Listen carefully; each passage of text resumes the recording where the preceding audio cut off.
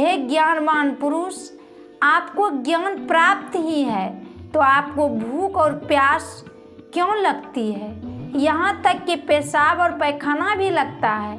ऐसे ज्ञान से कोई लाभ नहीं। खाली मन ही मन खीर बनाकर खा लेना कहाँ तक यथार्थ है? अंधेरी रात में बैठकर केवल चिराग की बात करने से प्रकाश होता है। महाभय क्या है? ऊंचे व अनपढ़े में से किसी को कहा जाए कि तुम हाथी हो जा, घोड़ा हो जा, तो देखिए क्या कहता है। यदि गधा का नाम कहा जाए तो मार ही हो जाए। मनुष्य देह के अतिरिक्त कोई भी देह मिले महाभय है। हाथी बनिएगा तो विवशता है, सिंह बनिएगा तो भी विवशता है। अल्प से अल्प ठहराव को धारणा कहते हैं। इसमें जब गहराई आवेगी तो ध्यान होगा। ध्यान के बाद समाधि होती है। इसी में योग समाप्त होगा। जब तक समाधि नहीं होगी तब तक योग समाप्त नहीं होगा। हेलो दोस्तों, हमारे इस YouTube चैनल पर एक बार फिर से आप सभी का स्वागत है। ईश्वर भक्ति के बारे में जानने के लिए ईश्वर स्वरूप का ज्ञान चाहिए। इंद्रियों से नहीं, चेतन आत्मा से ईश्वर स्वरूप का ज्ञान होगा। ईश्वर का स्वरूप वही है जो चेतन आत्मा से पहचानने में आता है। चेतन आत्मा को यह ज्ञान प्रत्यक्ष हो जाता है। ईश्वर भक्ति में विशेष बात है। भक्त ईश्वर का दर्शन अवश्य चाहता है। सर्वेच्छाओं को तिलांजलि देकर ईश्वर का दर्शन वह चाहता है। ईश्वर दर्शन के वास्ते जो काम करना है वही ईश्वर की भक्ति है। पहला काम यही है कि ज्ञान प्राप्त करो। केवल सांसारिक ज्ञान नहीं, सांसारिक ज्ञान के सहित अध्यात्म ज्ञान भी प्राप्त करो। अध्यात्म ज्ञान के बिना ईश्वर स्वरूप का ज्ञान नहीं होता। यह ठीक है कि ईश्वर अव्यक्त है। अव्यक्त में मन लगाया जा सकता है। किस तरह? इस पर एक कथा सुनिए। महाभारत का युद्ध समाप्त हो चुका था। राजा युधिष्ठिर बहुत रोता था। वह कहता था कि मैंने युद्ध करके बहुत बड़ा पाप किया। इस युद्ध में बूढ़े बच्चे सब मारे गए, आपस में लड़कर डुंट हो गए।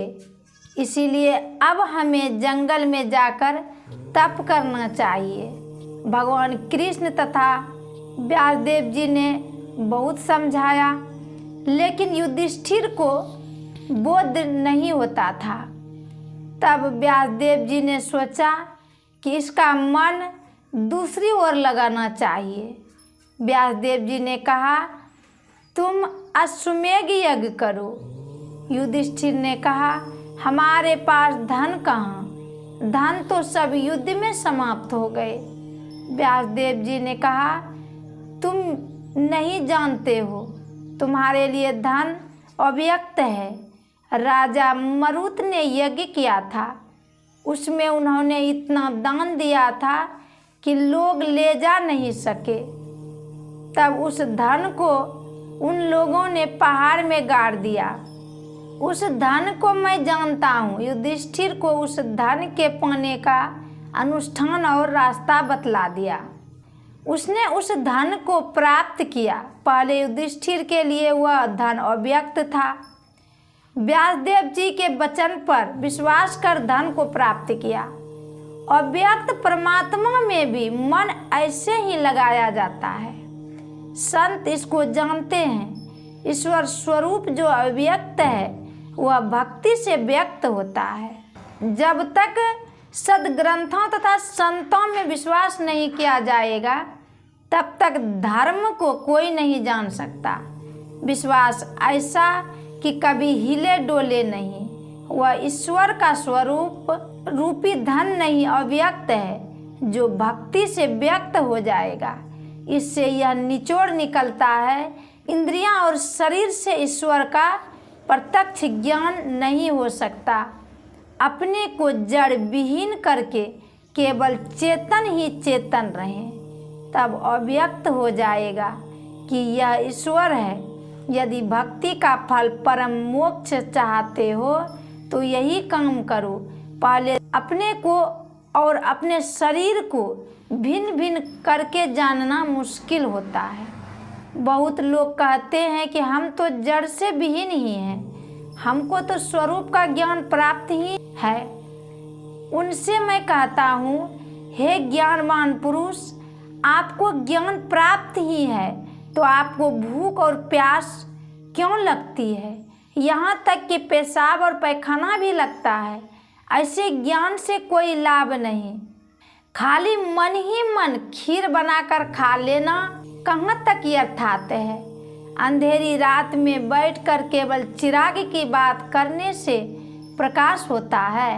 केवल चिराग की बात करने से प्रकाश होगा। तेल तुल पावक फुट भरी धरी बनय न दिया प्रकाशक। कहत बनाए दीप की बातें कैसे हो तमनासत। संत सूरदास जी, इसीलिए यत्न करना होगा। इंद्रियों के ज्ञान से चेतन आत्मा का निजी ज्ञान भिन्न है। सुस्त बनने से व साधन विहीन होकर रहने से निजी लाभ नहीं होगा। जैसा संत लोग बताते हैं वैसा करो। संतों ने जो रास्ता बताया है वह व्यक्त ही व्यक्त है। साधक पहले स्थूल व्यक्त को जानता है, तब सूक्ष्म व्यक्त को जानता है। संत के कहे अनुसार यत्न करो तो जो सूक्ष्म अव्यक्त है वह व्यक्त हो जाएगा। सबसे पहला अव्यक्त जो पुरुषोत्तम है वह भी व्यक्त हो जाएगा। वह चेतनात्मा को व्यक्त होगा। जड़ विहीन चेतन आत्मा का जो ज्ञान होगा उसी ज्ञान की दशा में ईश्वर का दर्शन होगा। गोस्वामी तुलसीदास जी केवल मोटी भक्ति में नहीं थे। अब बताइए कि नंगनट साहब और कबीर साहब इनसे आगे की बात कहे है क्या?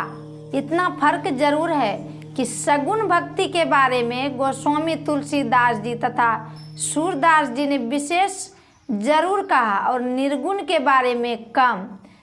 सब संत बराबर है। कोई कोई कबीर साहब को निर्गुण वाले मानते हैं। क्या वे गुरु को मानते थे कि नहीं? गुरु का रूप सगुण ही हुआ।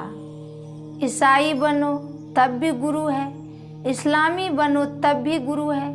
जितने ईश्वर को मानने वाले हैं सब में गुरु है। जितने संप्रदाय हैं सब में गुरु है। ईश्वर को नहीं मानने वाले नास्तिक को भी गुरु है। जब से लोगों ने गुरु को मानने वाले की प्रतिष्ठा में कम स्थान दिया है तब से लोग भूले हैं गुरु सगुण ही है।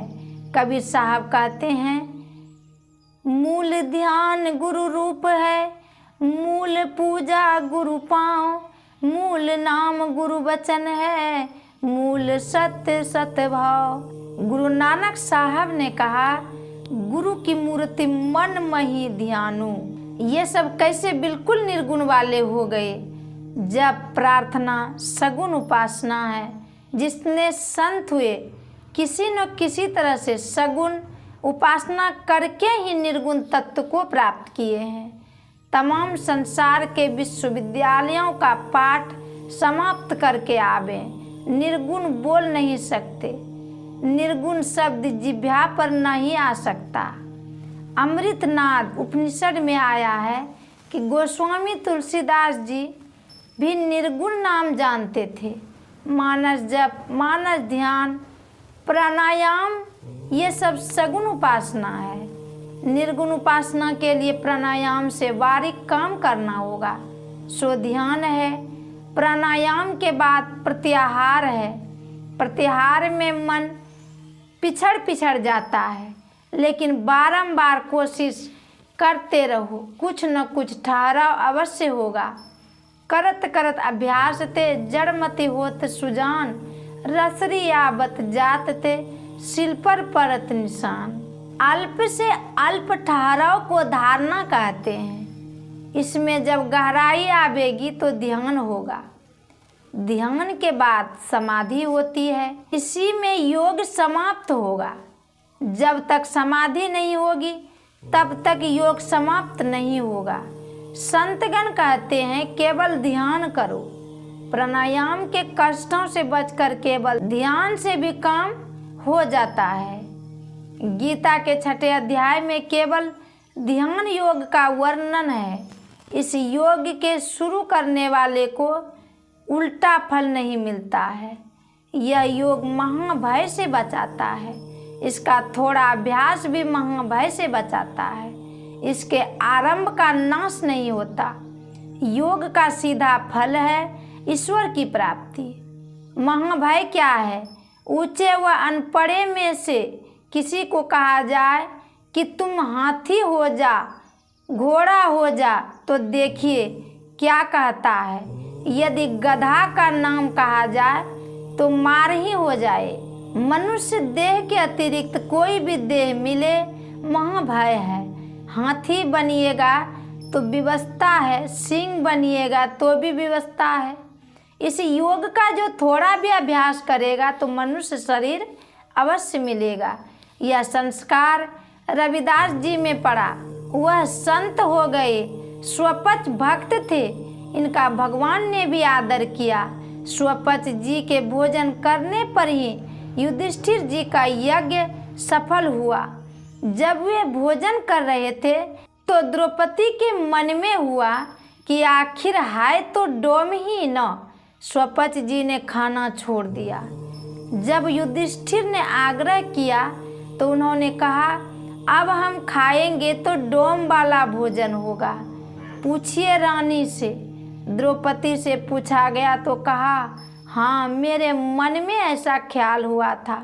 सबरी को देखिए, साधुओं से वरदान मांग कर नीच कुल में गई। असल में उनका नाम श्रमणी था। सबर कुल में जन्म हुआ, इसीलिए सबरी कहलाई। नीच कुल में भी उच्च पाए गए। असल में इसी भजन अभ्यास से भक्ति योग ऐसा है कि वह छोड़ेगा नहीं। भक्ति बीज विनसय नहीं, जो युग जाए अनंत। ऊंच नीच घर जन्म ले तऊ संत को संत। भक्ति बीज पलटे नहीं, आए पड़े जो चोल। कंचन जो बिष्टा पड़े, घंटे न ताको मोल। कबीर साहब, भगवान बुद्ध ने अपने कठोर तप किया, बाद में ध्यान किया। एक ही रात में उनको सारी अनुभूतियाँ हो गई। उनका शिष्य जिनका नाम देवदत्त था वह कठोर कठोर नियम बनाकर लाता। भगवान ने कहा इस कठोर नियम को मानता हूँ, लेकिन सहज में भी लोग कर सकते हैं। जिनको जो मंजूर होगा सो करेंगे। भगवान बुद्ध के नहीं मानने पर उसने देवदत्त द्रोह करने लगा। ध्यान योग सबसे होने योग्य है, चाहे वह हल जोतने वाला ही क्यों न हो। जो एक शब्द भी नहीं जानता उससे भी होगा। ऐसी सेवकु सेवा करे जिसका जीव तिसु आगे धरे। ईश्वर की सेवा भक्त ऐसी करे कि जिसका जीव उसके आगे धरे। सब आवरणों को पार कर जाना ही है, जिसका जीव तिसु आगे धरे। इस मार्ग पर चलो, अंतर मार्ग पर चलना परम भक्ति है। मुझको इस पर बहुत मजबूरी है।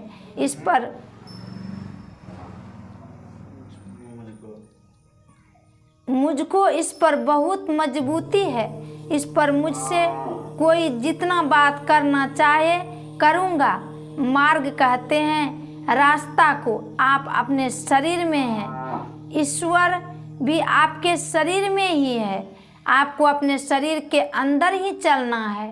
अंतर मार्ग पर चलने वाला जीवात्मा है, प्राप्तव्य परमात्मा है।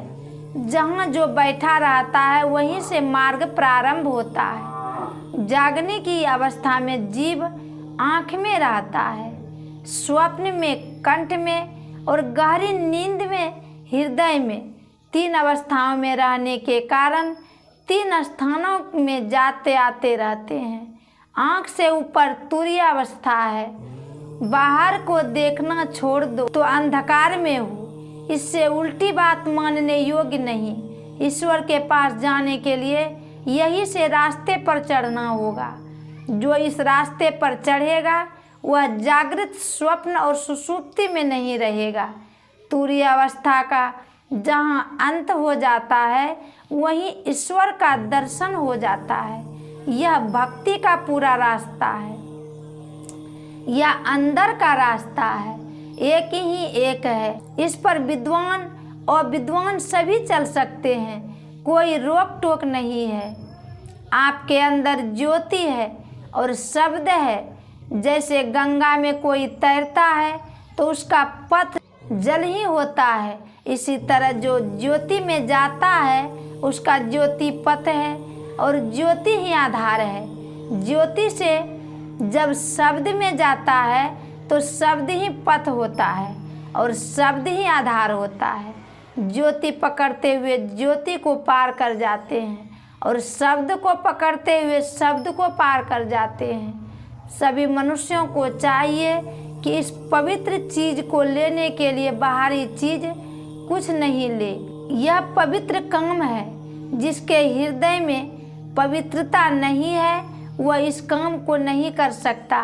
हृदय पवित्र रखने के वास्ते झूठ नहीं बोलो, चोरी मत करो, नशा न खाओ न पियो, हिंसा मत करो। हिंसा के सिलसिले में मांस मछली मत खाओ, बेविचार मत करो, झूठ नहीं बोलोगे तो संसार के दुख से छूट जाओगे। धन कमाओ लेकिन शुद्धता पूर्वक कमाओ। तृष्णा को कम कर देना है। जो थोड़े में संतोष रखता है वह साधन कर सकता है। यहाँ जिनको पंडाल में जगह नहीं मिली वे लोग बाहर में ही इस कड़ाके की जाड़े में सो जाते हैं। कोई पूरी मिठाई खाते हैं और कोई सत्तू ही खाते हैं। कोई पूरी मिठाई खाने के लिए अपने मन को पाप में मत डुबाओ। धन को बुरी तरह कमाना यह आपको हानि में पहुंचा देगा। इसमें बहुतों को बड़े बड़े को धक्का लगा, बुरे तरीके से कौन छुड़ावेगा। हम लोगों को विश्वास है कि ईश्वर भक्ति में जाए तो बुरी तरीके से छूट जाए। बुरे कर्म से भक्ति द्वारा बचिएगा। संतोष परम लाभ है। लोभ लालच से मन को बचा बचा कर रखो। दुष्कर्म से बचना कानून के डंडे से नहीं होता।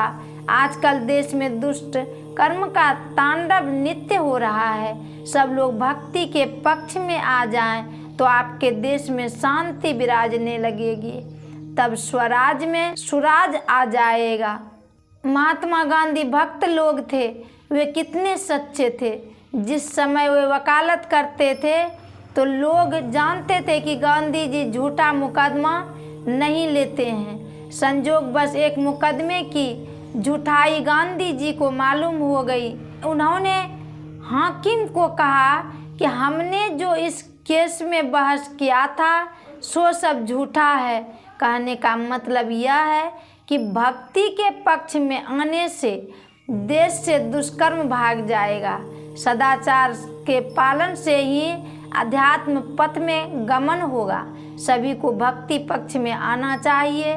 मोटी भक्ति से आरंभ करके परा भक्ति तक आना चाहिए। सुंदरदास जी ने कहा, श्रवण बिना धुनि सुनय, नयन बिनु रूप निहारे, रसना बिनु उच्चरे, प्रशंसा बहु विस्तारे, नित्य चरण बिनु करे, हरत बिनु ताल बजावे, अंग बिना मिली संग बहुत आनंद बढ़ावे, बिनु सशीष नवेश जहे सेवको, सेवक भाव लिए रही, मिली परमात्म सो आत्मा, पराभक्ति सुंदर कहे। यह पराभक्ति है। इसी भक्ति के बारे में संत लोग कह गए हैं कि इसी का इस सत्संग के द्वारा प्रचार होता है। वेद में खोजिएगा, वहाँ भी दृष्टि योग और शब्द साधन है, इससे मेरा दिल जबूत हो गया है। संतों का मार्ग बहुत उत्तम मजबूत है। साधन करने में जिनसे जितना सदे उतना अवश्य करो, छोड़ो मत, यह आपको मुक्ति दिलाकर ही छोड़ेगा। श्री सद्गुरु महाराज की जय।